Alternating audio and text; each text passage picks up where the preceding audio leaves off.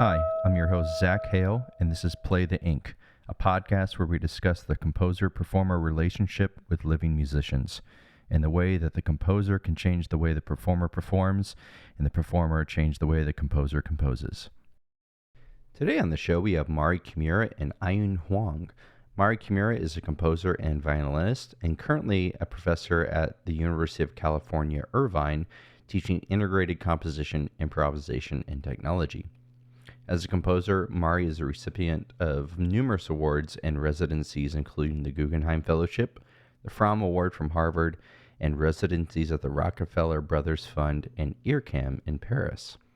As a violinist, Mari has premiered many important works, including John Adams' Violin Concerto for a Japanese premiere, Luciano Berio's Sequenza 8 for a U.S. premiere, Tanya Leon's Axon for a violin and computer for a world premiere, and as well Salvatore Schiano's Six Capricci as a U.S. premiere.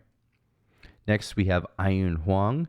She currently holds a position of associate professor and is the head of percussion program at University of Toronto. She was the first prize and audience award winner at the Geneva International Music Competition in 2002. And she's also the artistic director for Soundscape, which is an annual festival for contemporary music and performance exchange in Italy. We caught up with them both on a Monday afternoon over Zoom. So great. Thank you for joining us today. I want to talk about both of you individually first, kind of how you came into music and how you came to where you are now. Let me start with Mari. I know you're a violinist and a composer, but what made you get into violin first? And then I guess, did composition start at the same time, or when was that something that was introduced for you? Well, I mean, as many, classical Asian players are, I started with my mom, who, gave me the piano first. I was a piano major until I was 7. So I actually started the violin in Canada when my father was working in Ottawa at National Research Council. He's a solar energy specialist.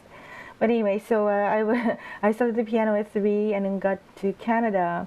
And I was studying with a Croatian piano teacher in Ottawa, who introduced me to a violin teacher who turned out to be a piano tuner who came to our house. And, long story short, he was a student of Eugène Ysaÿe in Belgium. So I sort of have that sort of a Belgian thing. I went back to study with him again during the summer when I was a teenager. And everything that I do, like a violin technique-wise, I was sort of in a 2-month boot camp under his roof, so I played nothing but the scales and stuff like that. So I had a really early, not really early, but 14 years old. Yeah, I was, practicing 8 hours a day in his house, basically just playing scales. And so that sort of gave me the foundation. I had a very good foundation before that, but it sort of got into that whole thing. And then, and a long story, after I graduated from Toho School, which is like a Juilliard of Japan in Tokyo, I came to the United States to Boston University, where my teacher in Japan was a student of from Zimbalist from Curtis. Tosha Eto was his name. Anyway, so he was a friend with Roman Totenberg, who was a teacher in Boston University. You probably know his daughter, a very famous journalist, Nina Totenberg, who covers Supreme Court. He was complaining my daughter is more famous than he is. But anyway, so I came to study with him 2 years, and while I was there, I met Joseph Fuchs, who was a Juilliard teacher in a summer camp in Maine, in Blue Hill, Maine, now the home of a Juilliard quartet. Anyway, so he recruited me to Juilliard and came to Juilliard. While I was at Boston, I sat in a class of electronic music at Boston University because I had to sit in a class to satisfy my foreign language, foreign status, F1 visa. So I didn't know anything about electronics. That's when the teacher played the piece by Davidovsky, Mari Davidovsky's Synchronisms, number 6 for piano. And I remember falling off the chair, basically, I didn't know anything about electronic music, and I never knew you can combine acoustics with electronics and anything like that. So I thought, oh my God, this is what I have to do. So my first piece was a reel-to-reel tape, for violin. And I know how my pizzicato is like this length, I was splicing with a razor blade. And Anyway, so that was my beginning. And at the same time, my next door neighbor in Brookline, in Boston, turned out to be Marvin Minsky, AI lab founder at MIT, the media lab founder at MIT. And I was hanging in his kitchen a lot, and then he said, "Mari, so you're a violinist. Yeah, what are you going to do if you lose your hand? You should start composing." That's a weird thing to say. I didn't know how famous he was, and he's like the computer science professor. Then I thought to myself, well, he's right. I mean, if this violin thing, I mean, if I hurt my hand or something, I should, And then it was a really weird. I mean, just not the hand, but I thought to myself, coming from a country like I do, or my husband who's French, you're put on a sort of an elevator in these countries, and you go, you go up. And you're expected to do this and do that. And you don't think about anything else so much. Or you're not encouraged to think about so much. Right? So, I mean, Marvin Minsky was sort of a metaphor that this country kind of took my blind, like I was a horse with a blind, it's just going straight, right? Blinder out. It's like, oh my God, there's a world out there. So that's when I started to really expand my life. And then, I came to Juilliard and I thought, well, Davidovsky is at Columbia, so that's how things started. And a teacher there, Hubert Howe, who was a student of Milton Babbitt, if you want to know anything about computer music, you should go to Stanford. So instead of going to my, annual summer chamber music Tanglewood and things like that, I took a chance and went to Karma, Computer Music and Research in Acoustics at Stanford summer session. I didn't understand anything. It sounded like, everything sounded like Uzbek. Right? I couldn't understand. And I was the only person with the instrument anyway, so like, what are you doing here? But there I met Europeans who really love California, right? Europeans love California.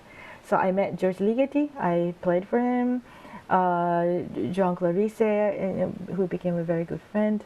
And East Coast big shots like Paul Lansky and those, wonderful people who might be too afraid to approach in Princeton, right? So, but they're in the sandals in California, and they're easy to. So I met all these top computer music people, and this was 1990 or something like that. Yeah, so that's how things started, and so my first piece for electronics was played at Stanford Amphitheater, and I was on the radio for the first time in KPFA Berkeley, over Charles Amakanian, who basically launched my career as a composer. So That's awesome. That's interesting. I didn't know that you weren't really into composition until you kind of just organically found these things out. And it's funny too, because I kind of feel the same way. Sometimes it's like I'm a percussionist, but I like to go hang out with all the music, computer nerds and all that stuff like that. So I'm wondering, like, why do you think that people don't do that? Because I think more people are interested in electronics than maybe we think. But do you think there's like a barrier for entry, and you just have to have that personality that says, you know what, I don't care if I look like an idiot, I'm just going to go in there and try it, and who cares? for me, I get to be asked a lot that question, like, how do you get into electronics?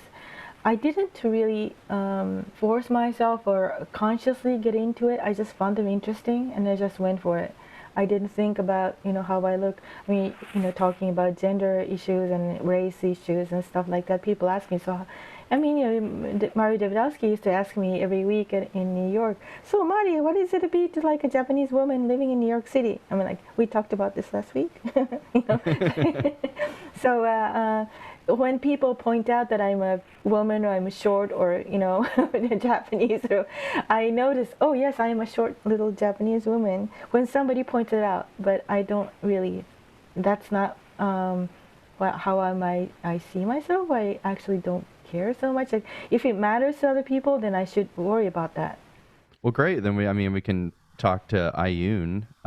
So where did you get your start in percussion, and was percussion your first thing? Percussion was not my first thing. Just like Marie, my first instrument was the piano. I started with Yamaha school when I was about 5, and that was, I don't remember a lot about it, except we learned probably 3 notes: do, mi, so, in about 3 months. So the the pace was kind of slow, but I think the advantage of that is I have this, sort of learned perfect pitch, and I assume when I was a kid that everybody had perfect pitch. If you study music, you have perfect pitch. But my journey with percussion started when I was in elementary school. So I was playing in the band. I wanted to play percussion, but the teacher wouldn't let me. And so I was kind of upset. So in the summer of grade 7, there was a international festival. So the first international festival in Taiwan, and they had a percussion camp with an American jazz vibraphonist, David Friedman. So I didn't know who David Friedman was, but I told my parents I wanted to go to this camp. It was a sleepaway camp. So I went for 1 week, and I witnessed and I experienced how David was improvising and how he taught through improvisation. And I thought that was just such an amazing experience. And after that, I told my parents, well, I want to play percussion. I don't want to play piano and the flute anymore. At that time, I was a flute major, actually. I played the flute at school. But in my city, there were no teachers. So back in my city, this was the beginning of the symphonic orchestra. There were no teachers who played percussion. So I used to fly to Taipei to take lessons from Mr. Zhu, who runs the Zhu percussion group in Taipei. So during my middle school years, that's how I was studying, flying to Taipei every other week. Then eventually when I got to high school, I was still playing the flute at this point at school because I couldn't major in percussion. That didn't exist. But then my school director, he was a very great man. He really cared about education, and he saw that I wanted to play percussion. So he spent time to find a good teacher for me. So he flew this teacher down from Taipei to teach me.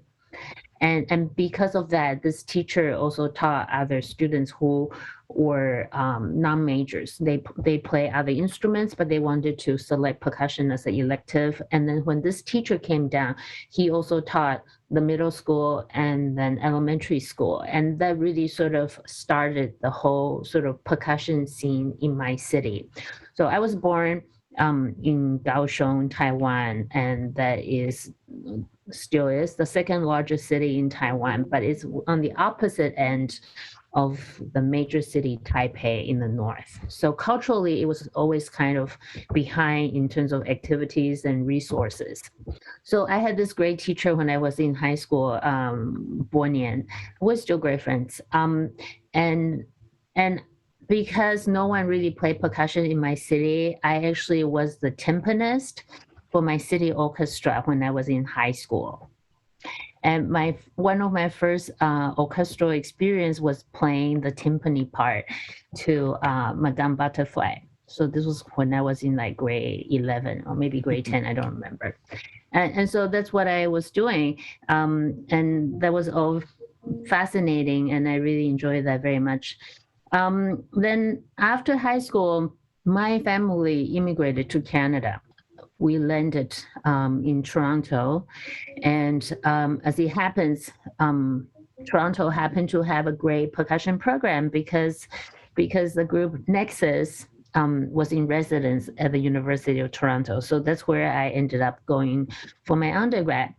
And that was also a beautiful experience because the guys in Nexus, they are just, beautiful human beings and great teachers. And it was very inspiring to be in that environment for all 4 years when I was an undergrad. Then after that, I sort of moved around quite a bit. So I studied in Paris for a year. Then after that, I moved and study at UCSD San Diego. So I spent about a decade with interruptions, but basically 1 decade out at UCSD. And it was during my time at UCSD, so this blinder effect that Marie was talking about, so this was sort of removed for me during my studies at UCSD because UCSD graduate students had a lot of sort of freedom to do what they want. And because I was there for a long time, I actually got to meet many different type of creative people, not just musicians, but scientists, and people who are working in technology, composers, of course, like composers. This is when I sort of became good friends with many composers, and I feel more at home sort of being with composers and people who do all kind of strange and avant-garde stuff than people just play straight up percussion. And this was a very special time for me in terms of my music education. Amazing. And I just wanted to say, I mean, I know studying with you that like a large amount of your output was dedicated to percussion theater. And you even, I mean, did a DVD which was titled, if I get it wrong, was it Safe Percussion Theater? Is that correct? So, is that when you found when you were at UCSD? Is that where you got interested in that, or was there like a seed that germinated maybe somewhere else, or was it there? That actually started before. So that's kind of what I did when I went to Paris. So when I went to Paris, I studied with Gaston Sylvestre, and he was with this group called the Circle Trio.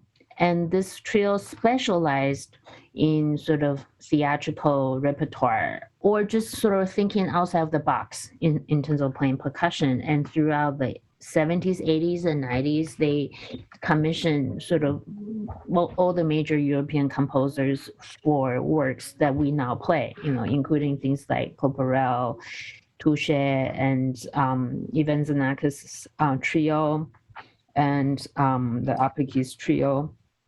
This is when things kind of open up in terms of not just doing the more sort of straight up percussion stuff, but thinking about there's this other place for me.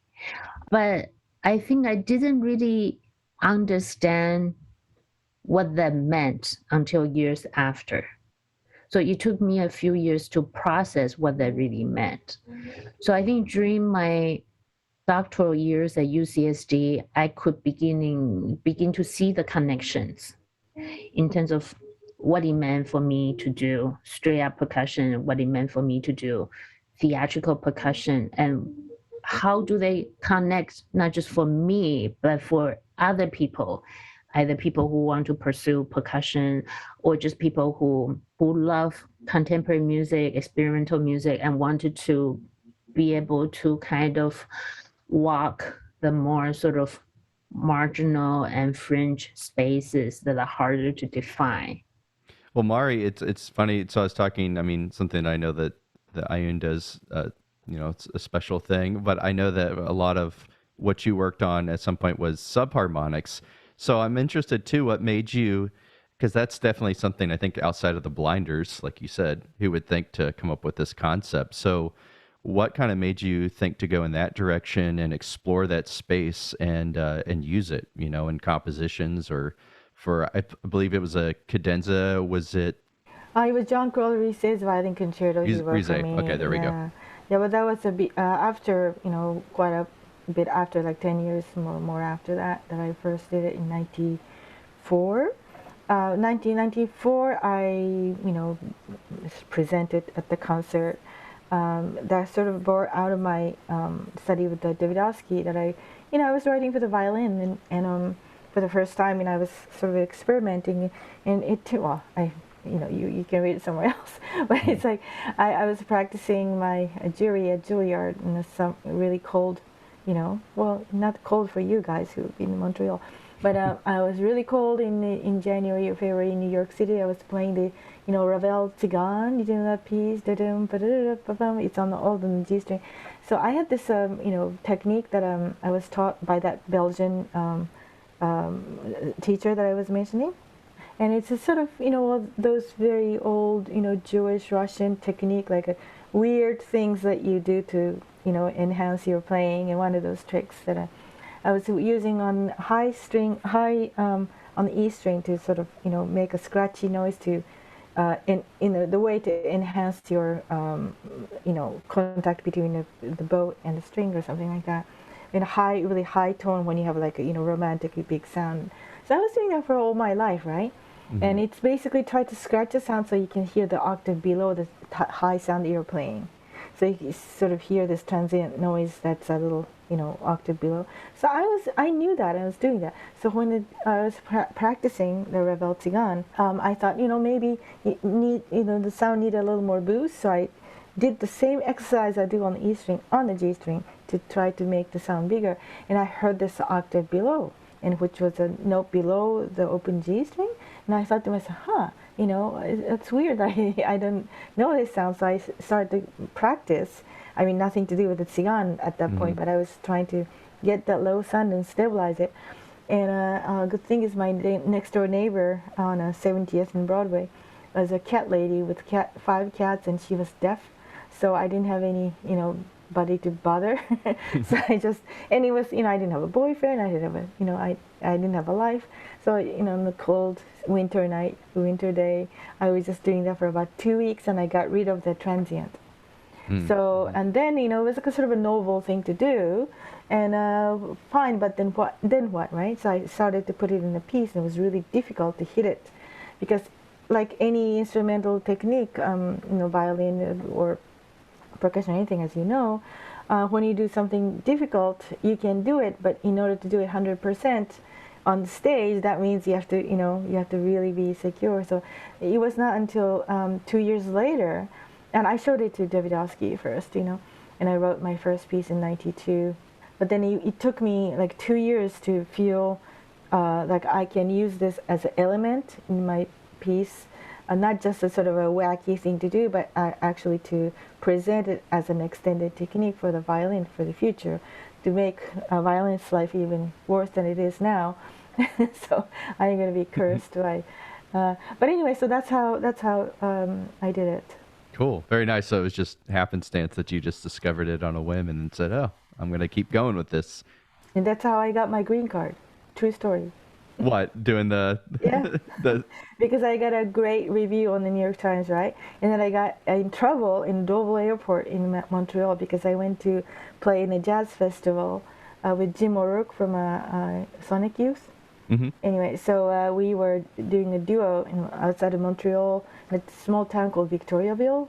Do you know that festival, Victoriaville Music Actuel? So I went there for 3 days, and I couldn't come back. They stopped me at the border because I was finishing Juilliard. They said, "Where is your ticket back to Japan?" I said, "What?" Yeah. So things got really. So my lawyer, I had to hire a lawyer from Montreal airport on the payphone, right? I was stuck in a motel for a week in Montreal. Anyway, so my lawyer faxed that New York Times review to Buffalo INS, and I got paroled. So you're interviewing a parolee right now. Wow. So, yeah. Wow, that's one interesting story. Then I guess, publicity, it helps, even maybe for, all those things. Well, great. That's nice to hear. I mean, both sides, both of you. Now, I think we can talk about you together. So the first question, and this one is very interesting to me because I met both of you separately. I don't know if you knew each other before that, but, I went and studied at the Future Music Lab with Mari, and then I went to school and studied with Aiyun at McGill. So how did you two meet? Well, I think we were introduced by Pino, right? Do you know Luis Pino? You don't know him? He's a percussionist. He was a student of Aiyun in Toronto, and he came to AMF, Future Music Lab, after you did. It's like a route from Juilliard, percussionists at Juilliard. After Juilliard, they go to Toronto. I said, "Oh, I'm moving to Toronto. Why?" He said, "Oh, there's Aiyun Huang." It's like, I heard like 3 or 4 students who were saying that, So, so it's like a route from Juilliard then to Toronto. There's a sort of a highway to Toronto. It's like, what is in Toronto? Why is everybody going to Toronto? Because she's there, right?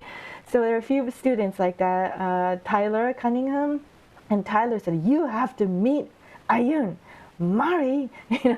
So the younger people like yourself are the my inspiration, and I always say that if I don't teach, I don't know what to do with myself, because you guys are my, the info people, my intel, Mm-hmm. So one of those things. So then, yeah, that's how it happened. And then we got to talking, and Aiyun, of course, found out about my sensor because of Pinot. And I think he really, did a advertisement for me. Mm-hmm. So that's how we met. And then she acquired 6 motion sensors, MUGIC for me, for the university. So that's how it happened. So I knew Marie's name and I read her article. Actually, I used one of her articles in one of my seminars. I think when you went to Atlantic Music Festival at that time, I didn't really know Marie's work. It was a little bit later. So when Pino went, this was the period when I started like reading a bit more in this area. So Marie's name actually came up in my research.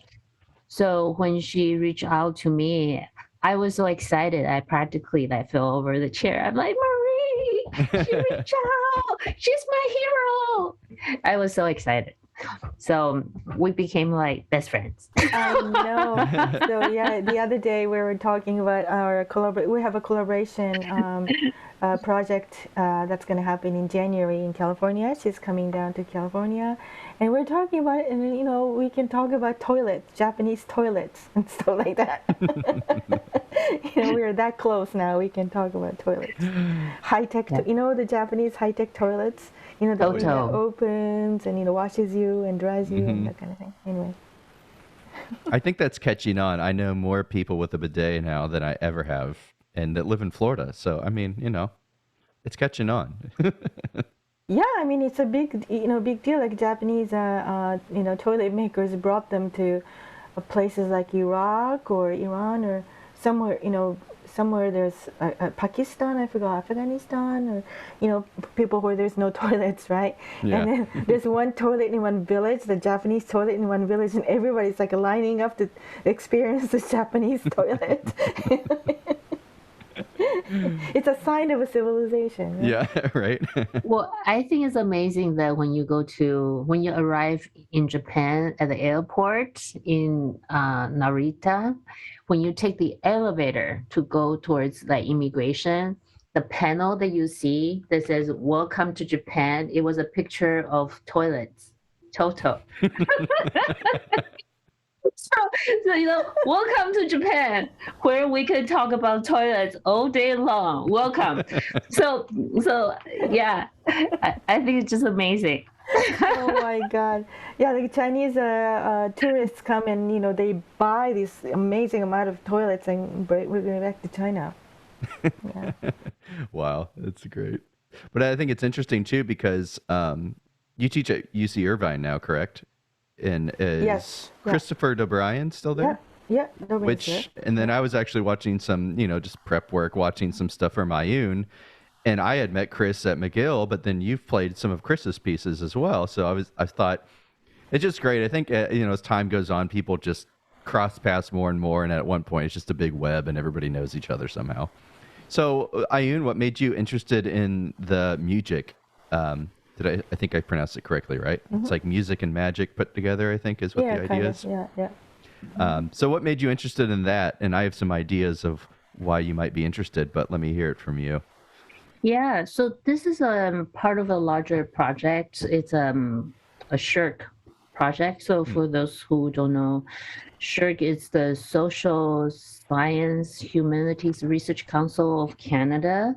So a few years ago, I got this grant, a 5-year research grant to study how to raise baselines for performers to interact with technology. So I invited a bunch of people to be part of this project. In fact, Chris OBrien is part of this grant from the beginning. So he was just in Toronto last month, actually, for a few days, and he gave a workshop. And Marie's going to come in March to give a workshop on MUGIC.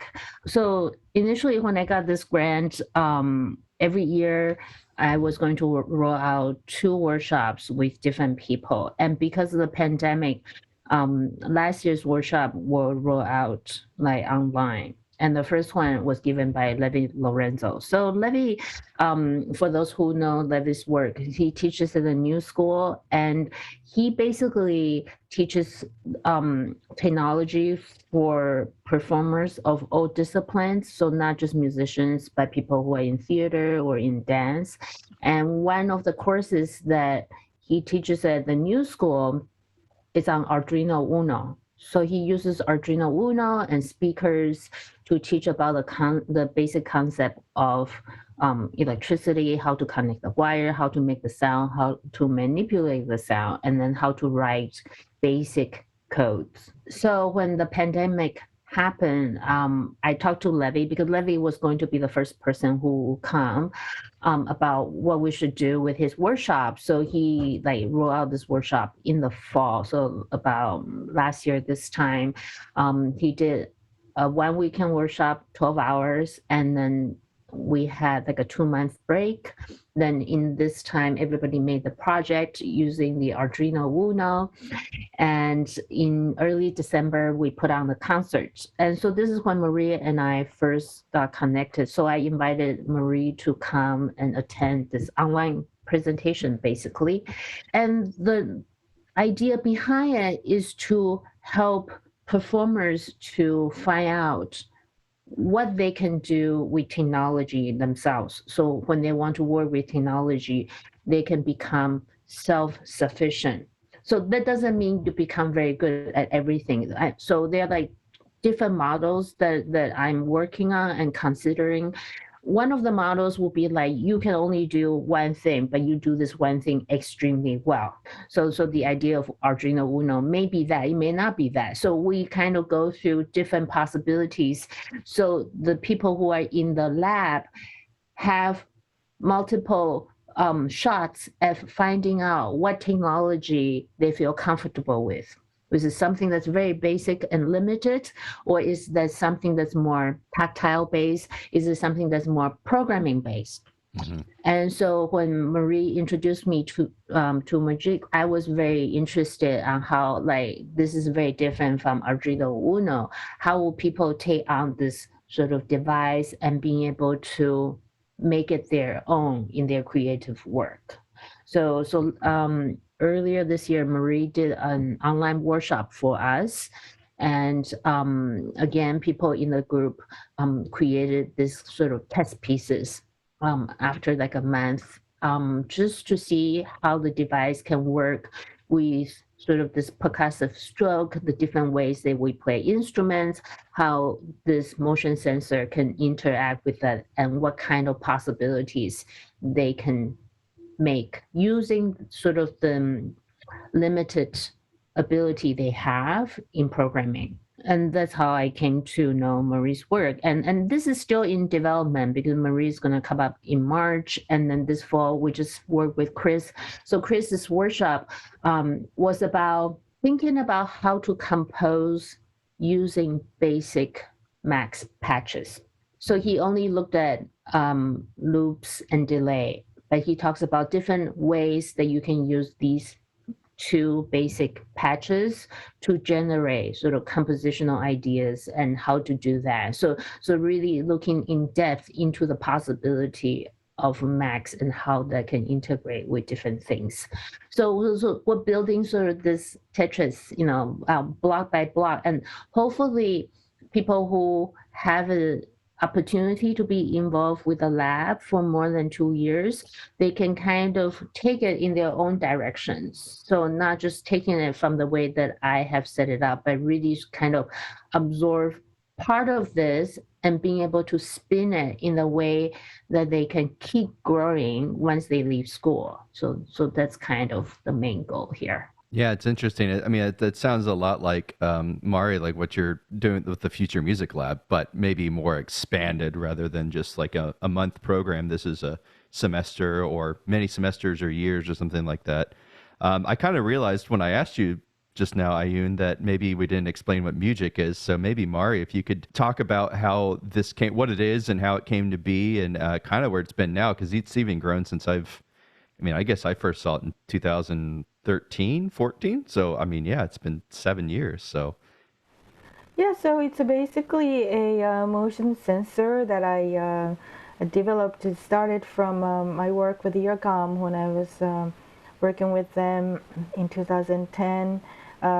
They had it before 2010. I actually started working with them in 2007, which back then was what they call the six-axis sensor, which XYZ, with a gyroscope and accelerometer. So three XYZ, three accelerometer and gyroscope. So there's six axis, they call it, and the sensor was called XB back then. Mm-hmm. So they were using that, and I was a paper jury for a NIME, New Instrument for Musical Expression conference, and I saw their paper, and I thought, well, this is interesting because I don't have to be in the we camera or the sensor or Kinect or video.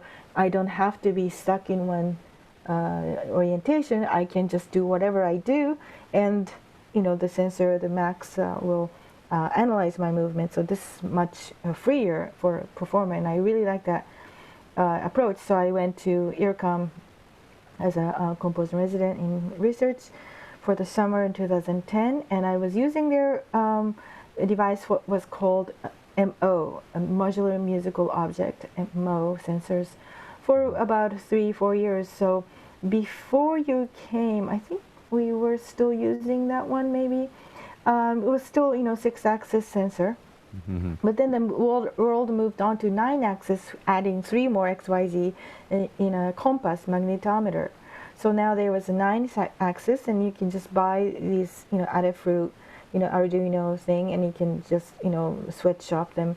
So Lyubov Borisov, my collaborator, he and I started this MUGIC. We named it MUGIC, and using the commercially available units to just sweatshopping them.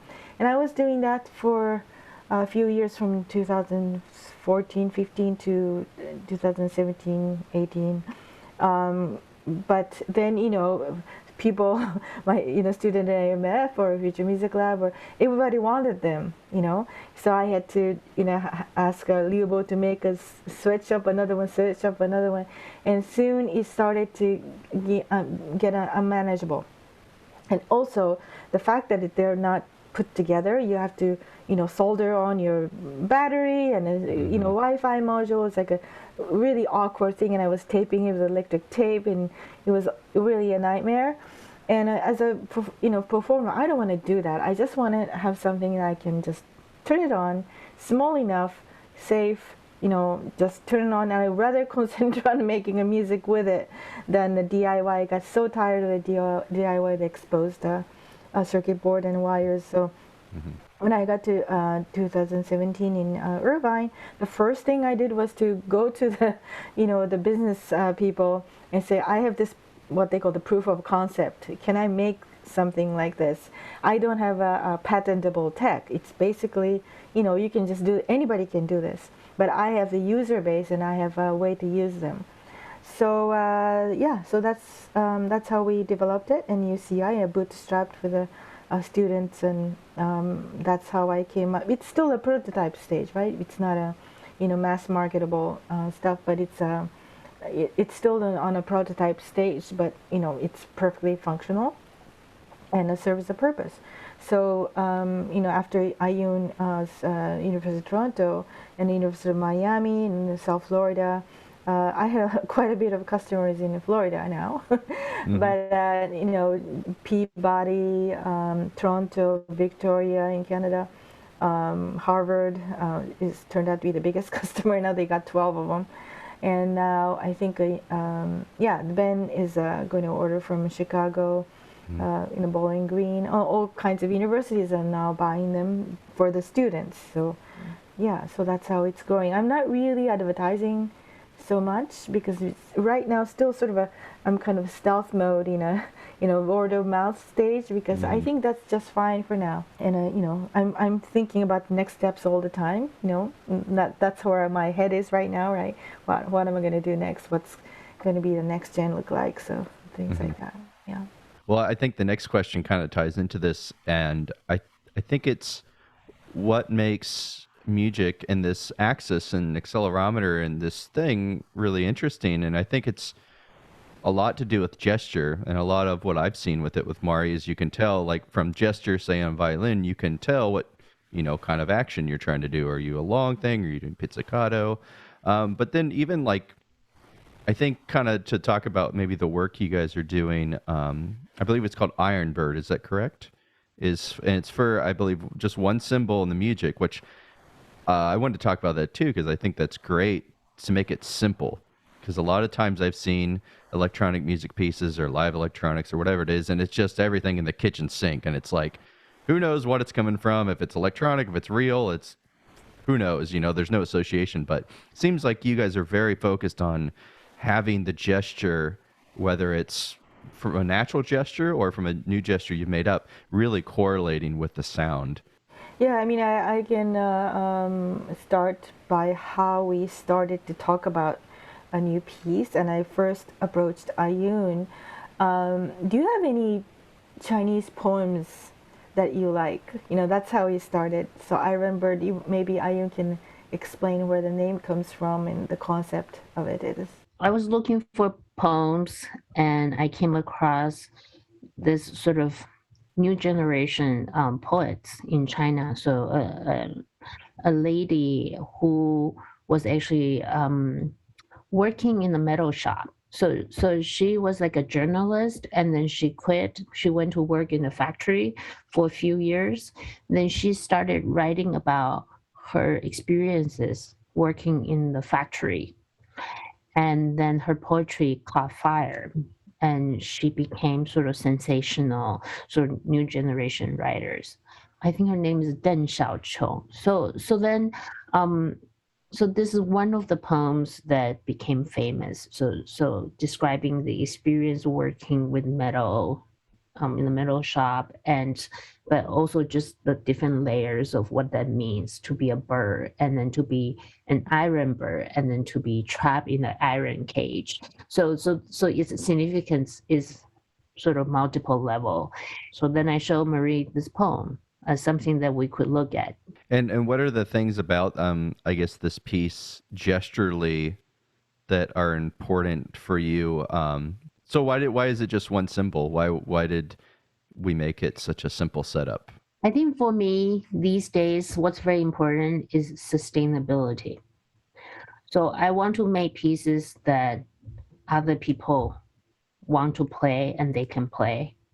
As a percussionist, once you leave school, you don't have everything. You have actually very few things. Most people will have like one keyboard instrument plus a drum set if they play drum set, or they will have two mallet instruments and maybe other things. If they play orchestral stuff, they might own, xylophone and snare. So sometimes when there's a lot of repertoire that people play, but people really only play them while they're at school. Yep. They are not in any position to play them after school. And I just don't want that anymore. So I want to commission and work on pieces that everybody can play. So when we spoke about this in the beginning, we looked at the vibraphone because, when you think about the vibraphone, I can easily imagine how music can work, like just based on the motions on the violin, things that I've seen. So you can play with a bow that always works because then there's the bow on the violin. And then you can play percussive notes and with a pedal that could work. So that was one instrument that we looked at. Then I thought maybe we can just look at something even easier as a starting point. So then at first I suggested, well, let's have multiple symbols. And then Marie said, well, let's just have one symbol. I'm like, yeah, let's just have one symbol. Why not? Mm-hmm. So we boiled it down to one symbol. But the last time when I played this piece, I recorded actually two different versions. One of the versions, I did use three symbols. I kind of wanted to play with the pitches, but also the theatricality of moving from symbol to symbol, because a lot of the sounds that I do is generated with movements, not through the hitting, right? Mm-hmm. So I also feel like having some space to create sort of more sort of this movement is helpful for the piece. So it's not so static. And Mari, what is the electronics, I think, add to it? So what's the kind of idea maybe behind the composition and I don't know. I'm always interested. Why electronics? Why add electronics other than it just being interesting? Yeah, so as Aiyun was saying, we looked at the vibraphone, and I was already in my head was in vibraphone quite a bit before we changed our mind to use the symbol. So I've already built a lot of ideas and max patches, and having a vibraphone in mind. So I thought, oh shoot, okay, so we have to change our thing. And then symbol was, as Aiyun was saying, is sustainable, and you can probably rent it. You can travel with it if you have to. And then I thought to myself, okay, what is a symbol? It just makes one sound. And I thought to myself, okay, so what's lacking in it is a pitch, right? So try to get the pitch out of that thing. How do you get the pitch out of the thing? You can transpose it, you can filter it, resonate it in a different way. So that's a lot you can do with the Max, right? And then I thought to myself, well, does she really need a microphone? She doesn't, right? So I thought to myself, okay, so you make our life easier and easier, and especially we're in the pandemic and we're working remotely. I don't have to have a real-time processing. I can just use her samples. So I asked her to make some samples on the symbol, and I manipulate the samples. So for Iron Bird, there's no real-time signal processing. It's manipulating her samples. So talking about sustainability, if the person has the sensor and a laptop, you're good. You can you don't even need audio interface for the microphone. You can just connect your 1/8-inch audio out to the PA somehow, or to the phone or whatever, and then you're all set to do your performance. So I really like that approach, and I'm doing more and more of that. Don't bother with a microphone anymore. Because that means microphone and audio interface and it keeps adding up in money. So basically I'm using her sample, and because of the vibraphone idea, I'm using some vibraphone samples from somewhere, and with a bowing, it makes a scale, or something like that. So you can play. I just want to show that even with playing the cymbal, you can play other instruments, virtually. So I'm using the cymbal sample and the vibraphone sample that's generated from generated from the motion sensor. I think it's very interesting too to talk about like why do we need processing. It's pretty interesting when you go back and you say, well, what's really the point of the music right now, right? Is live processing, like you said, something I need? Do I really need to do this, or can I use a recorded one? And it seems, and to be honest, like the synchronisms, none of that from Davidowski is live processing, but man, it sounds like it is sometimes, especially the piano one. I mean, it's amazing, and I feel like everyone's always just trying to copy that effect, but in real time. But it's like, why real time? So I just think that's interesting that you went that route and said, yeah, let's get it. Because to be honest, yeah, having MUGIC, which is Bluetooth, I believe, right? It's Wi-Fi. Wi-Fi. Yeah. Sticking it on there is way easier than getting an audio interface. And do you have a good thing? And what's your levels like? And are you going to get feedback? And yeah, so I think that's amazing that you both are thinking about sustainability of these pieces. Because, yeah, a lot of these, even at an Earcam, which I love Earcam, but a lot of those pieces are one and done, or if it's like somebody really famous. Yeah, with a percussion instrument, especially for cymbal, or loud. You guys are loud, right? So micro level is always a problem, and I didn't want to deal with that. I think that's interesting too. So the visual aspect of what you're doing, I think, is also very important. And Aiyun, I know that maybe with percussion theater that's sometimes almost as important as the actual sound. Maybe not all the time, but I can say I've heard pieces that sound exactly the same recorded, and then you see them playing it, and somebody is way more interesting to watch, which makes the piece more enjoyable, which is, I guess, the whole point is an enjoyable experience.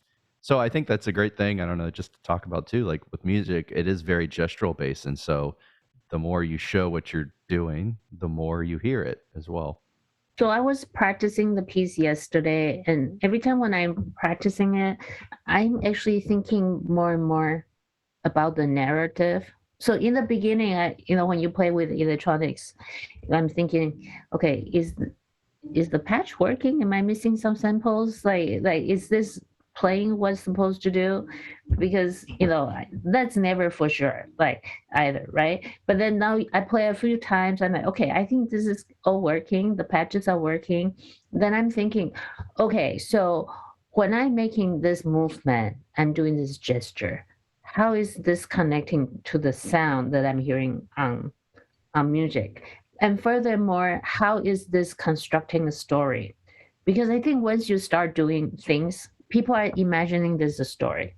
And like we had this interview last weekend for Vancouver New Music, and somebody asked me about the light design. So the light, I did this design for this particular version of Iron Bird. Maybe you haven't watched. So it kind of sets up the stage to make it look a little bit like a cage, basically, and then it has like a grit look. So I'm thinking, yeah, when people are watching this piece, they are not just hearing the piece; they are actually trying to see that what's happening in this piece. So I need to sort of think about the narrative and the story more so than I first kind of was doing it. So this is sort of my next stage, like my relationship to this piece. I remember I'm going to think about this story for me. So I mean that's something interesting. When I learn a piece of music and I premiere it, that's usually not the final version that I will play the piece.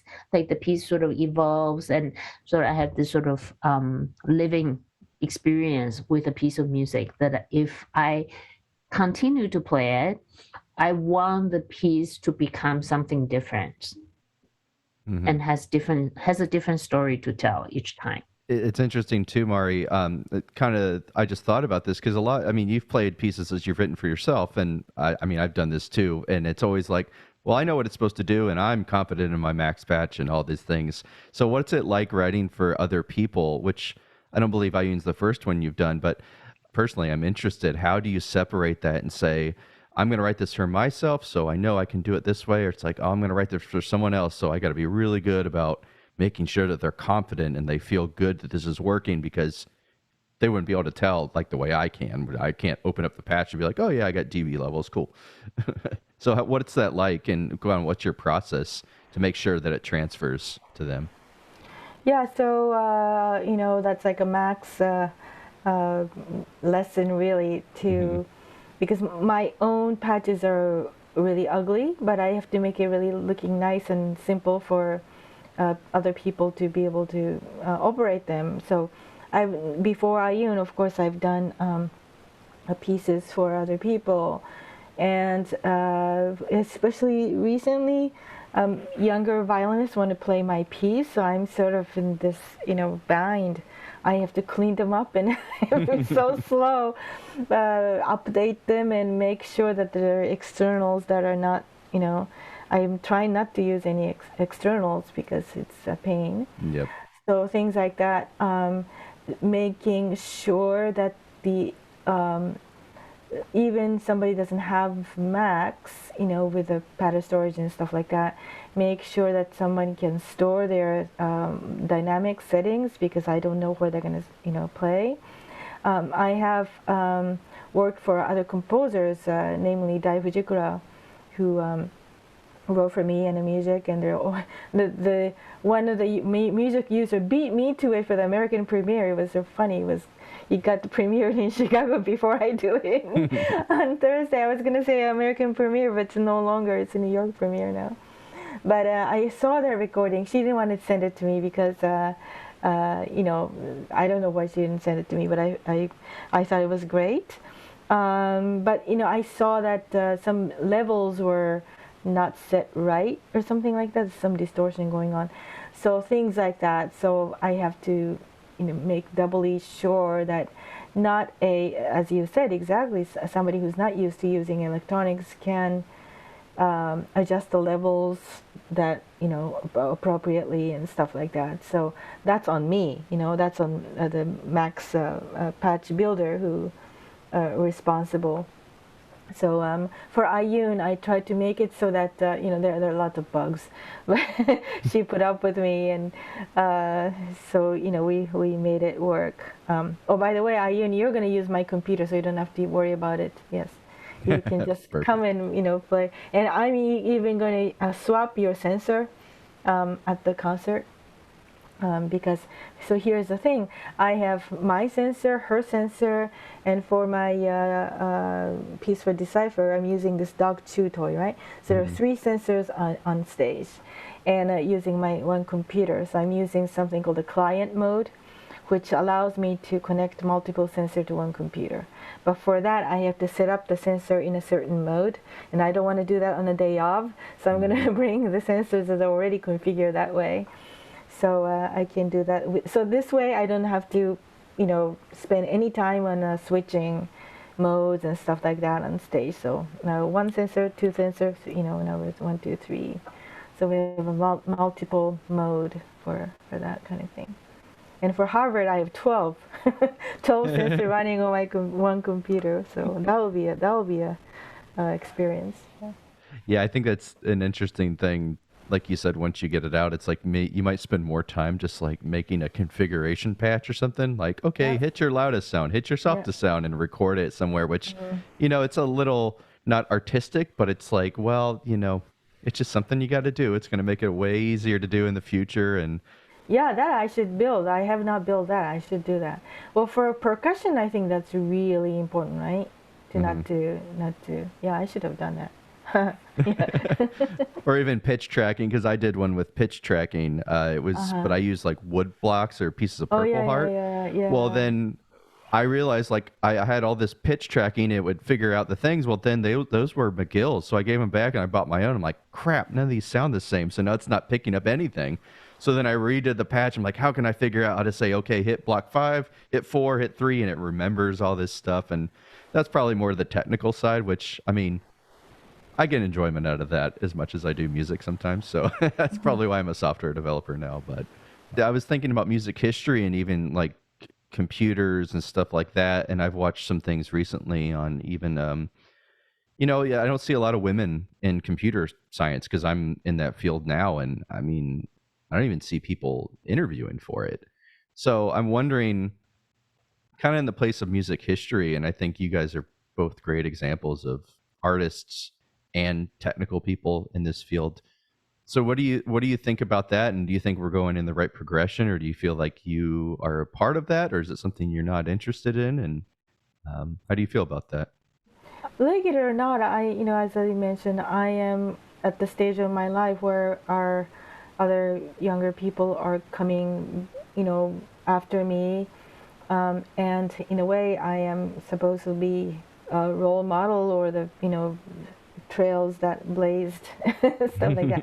So I do. I'm more conscious, and since I teach in a public university in California, it is an issue, and one needs to be mindful of that.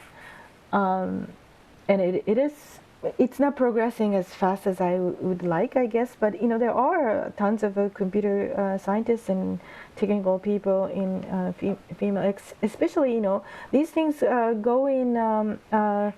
It has to go in phases. For example, nobody really says a women doctor anymore, women lawyer anymore, right?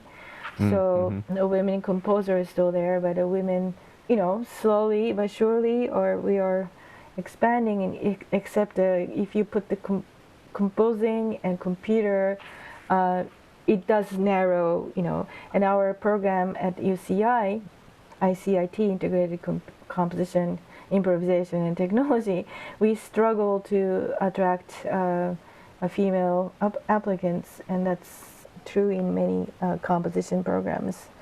So that is interesting because it's not the same in Japan or Asia. They're more female in that area, partially because I think it's the profession that doesn't make money.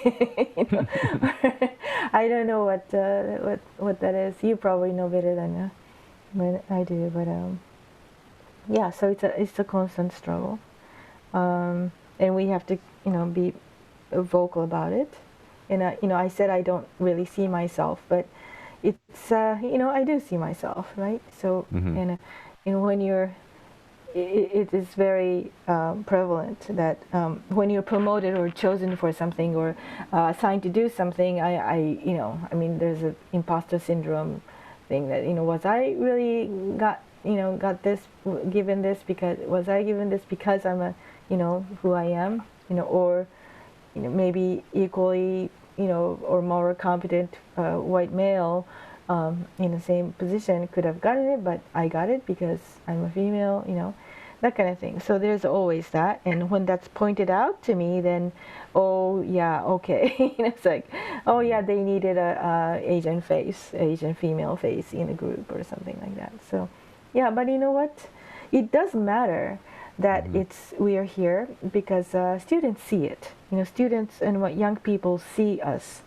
If Aiyun is doing that, or if Mari is on a panel, maybe I have a chance, or something like that. And when you see all white male panel for faculty, it is discouraging, for students of color and minority to feel like they belong.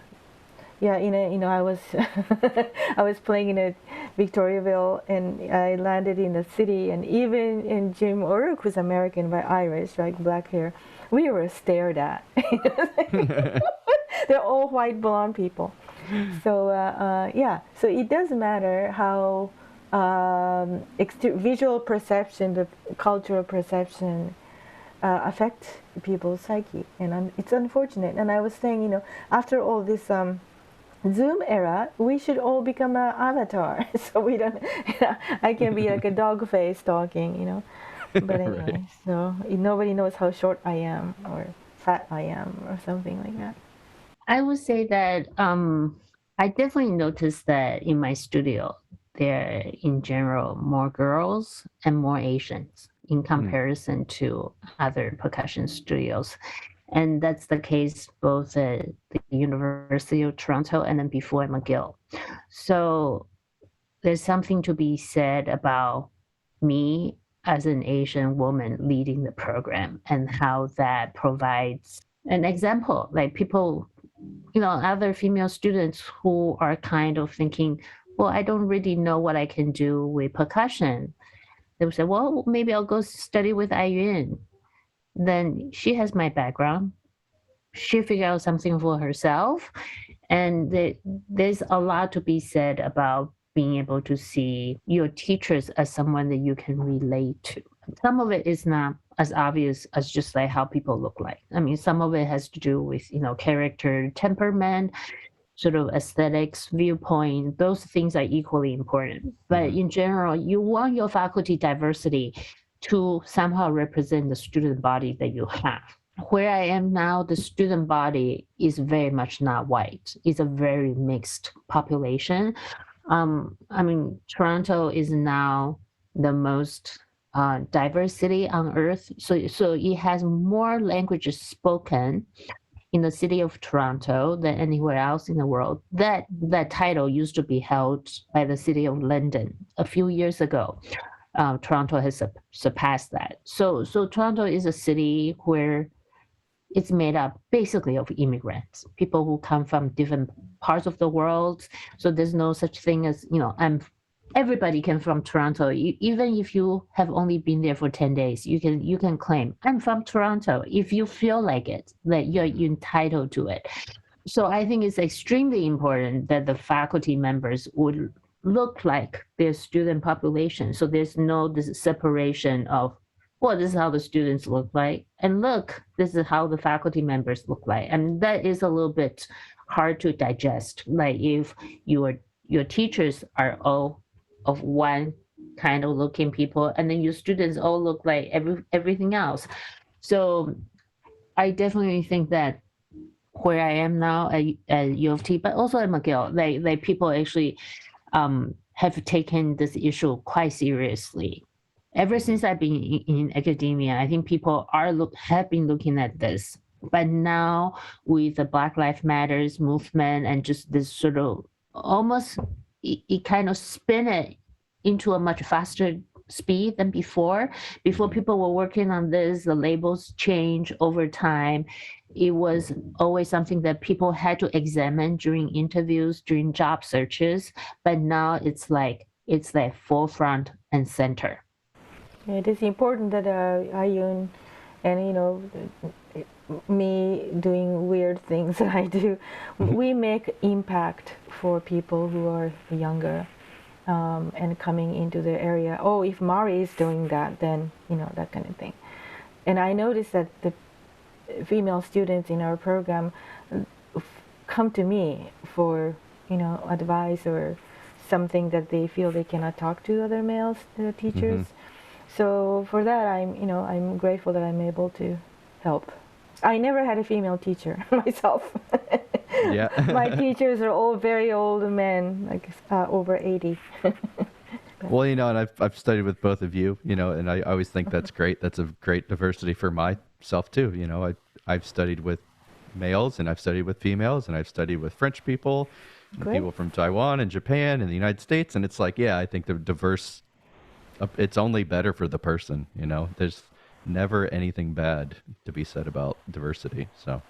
So Mari, what have you learned from Aiyun working with her? Maybe you didn't learn from another performer, or just what's something you've learned? Yeah, so as you know, at AMF, I had few percussionists, including yourself, Pino, and another Tony Guarino. Do you know him? Tony, he went to Juilliard and went to I corrupted his life. After AM he went to Utrecht, the sonology. So Okay. he went all the way. Yeah, so that's my fault. But anyway, he's back in New York. So I had a few percussionists, and always percussion has been kind of a sore point for me because I think it started from you, right? So the percussion is you hit something, so your movements are quite functional, right? You need to make a violin is the same. You have to draw the bow to to excite the string and stuff like that. So there's a functional movement, but there are movements that you make getting into the functional movement, and the movement that you make after you make the functional movement. In my case, before I make the stroke and after I make the stroke, right?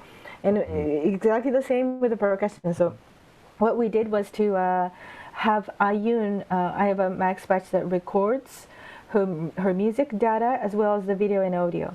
So I could analyze what she's doing. So I gave her stuff that I want her to record, and she will send me this combo, patch in empty or objects and stuff like that. And then I looked at what she was doing and what happens with the movement. So I analyzed those and used those motions in order to create my patches. So I learned so much about cymbal, how things are hit and what happens after she hits, and depending on articulation in sforzando or accent or pianissimo or tremolo or roll or whatever, what goes into it after she makes those or during the roll, how does the energy level sustain or not sustain or something like that. So now I am very comfortable and thanks to Aiyun, I felt like I went back to school on percussion movements. Thank you. Amazing. Well, thank you. I definitely feel like that I went back to school since I met you. I really admire the Mari is like totally fearless with what she does, and that has been so great to have a chance to like work with her, just to advance my own knowledge in technology, because I think in my career technology has primarily been a sort of peripheral area that I sometimes touch, and mostly through collaboration and working with other people. And now I sort of want to shift slightly more in that area and being sort of perhaps from time to time I want to be more in the driver's seat when it comes to sort of creating material. So really taking on sort of collaboration at a different angle and through a different kind of very intense kind of relationship. And Marie has really honored that for me. So thank you. Pleasure is mine. Pleasure is mine. See, she's great at steering people in that direction. So, yep, you'll just be like most, just keep on going. Ruining people's lives, yes. No, not at all. Well, and I think the last thing I'll ask you both is like, what do you have coming up? So I know that you have this concert on Thursday, but you also said I guess, yeah, maybe just reiterate what you said that's coming up because I heard a couple things throughout our conversation. Maybe just for the listeners to button it up. So Mari, you can go first. Yes, so aside from Aiyun's collaborative project in January in California, the most immediate project is with the Harvard New Music Ensemble for Claire Chase's class, using 12 music sensors with a bunch of different instruments, including steel pans and piano and ukulele and harmonica and all kinds of combinations. So that's what I'm doing, and it's premiering on December 2nd at Harvard. Great. And Aiyun? Well, we have this concert on Thursday. Then after that, we have a percussion ensemble concert in December. And January is kind of busy with a visit to UC Irvine and playing at the Winnipeg New Music Festival. So as part of the research project, we are going to, three people from Toronto and three people from Winnipeg, we're going to put together Stahausen's Microphonie. So that is going to be presented at the Winnipeg New Music Festival towards the end of January. So bunch of stuff going on there. Yeah, so that's a big project that we've been working on for a while. So I'll be very happy when it's presented. Yeah. Well, thank you both very much for being on the show. I had a lot of fun and a lot of good stuff in there for all of our listeners. So thank you very much. Well, thank you, Zach. See you, Zach. Take care, okay? Yep. Take care of yourself. Yeah.